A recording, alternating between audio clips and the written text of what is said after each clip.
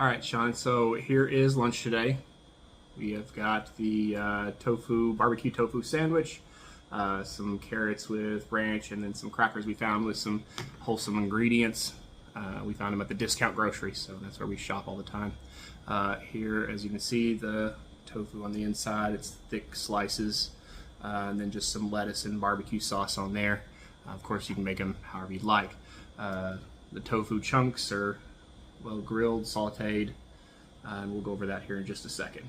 But as you can see, there's almost a crispy crust to the outside of them, so they're not going to give you that texture that you're not looking for with steamed tofu and things like that. Okay, to start, we're going to oil up the pan. Then we're just going to set it on a medium-high. Ours is a 0 to 10, so I'm setting it at about 6.5.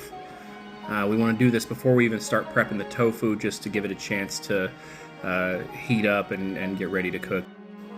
Okay, we're going to open up the tofu. We really like this brand because there's no need to press it or strain it. You can pretty much go straight into cutting it up. When slicing into the tofu, I'm trying to create pieces that have enough surface area for a crispy texture when sauteing, as well as enough area for the seasoning. However, too small can be a hassle to turn in the saute pan, so I'll typically do large slices for sandwiches. In this case, though, we are doing the bars because they're more versatile. You can use them in salads, sandwiches, snacks, things like that.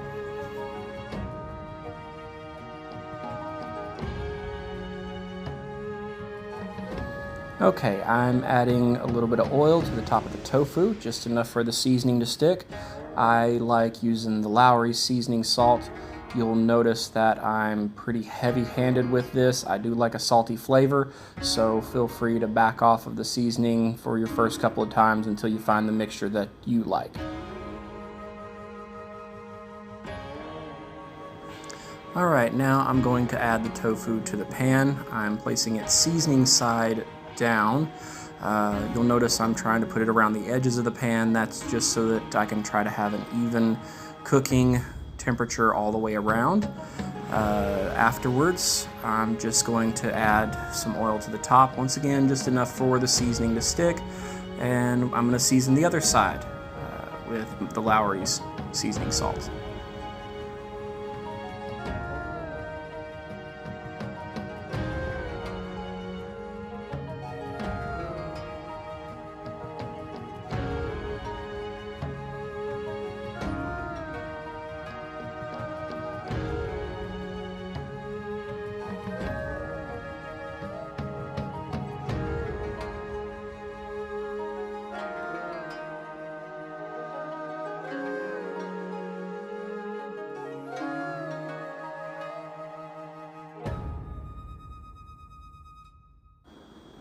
Okay, so the first side takes a little bit longer than the other sides.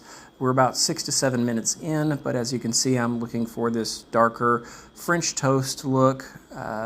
Once I have that, I'm going to start turning them all to the other side that I had seasoned. Then I'm going to go around and just kind of spray it down again.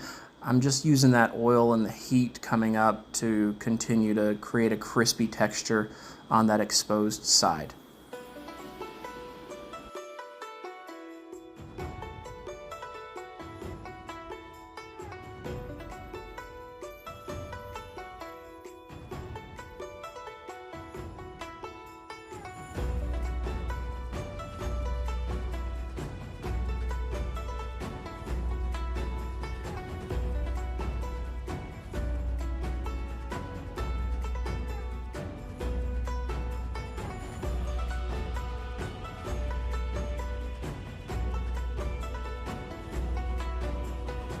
That was much quicker, only about 2.5 minutes there.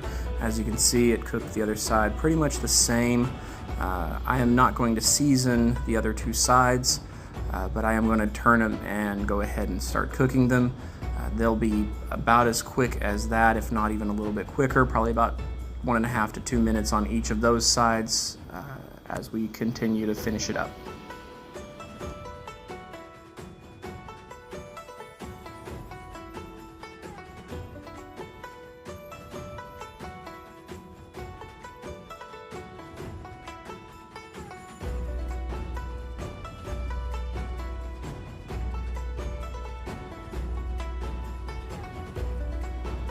And that's pretty much it. You do not need to cook the ends. You can just add it to the sandwich or salad or snack that you're having. You can toss it in sauces, whatever you'd like. It's got a great texture to it. So I hope you enjoy.